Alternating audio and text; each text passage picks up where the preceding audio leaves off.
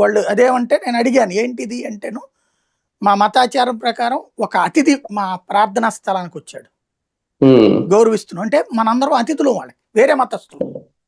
ఇక్కడ మనం వేరే మతస్థులు హిందూ దేవుళ్ళని నమ్ముతాండ్రా నాయన అన్నా సరే నాకు రాయమంటున్నాం మనం.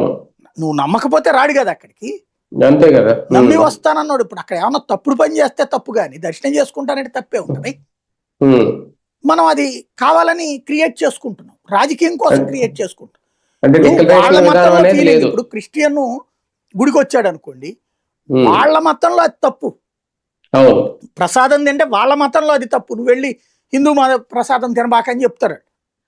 హిందువుకు వాళ్ళు సప్రసాదం ఇవ్వరు, సప్రసాదం అంటారు ఆ పాస్టర్లు ఏడాదికి ఒకసారి నిర్వహించే కార్యక్రమాలు. అప్పుడు అది నీకు ఇవ్వరు, ఆ కేక్ కూడా నీకు ఇవ్వరు.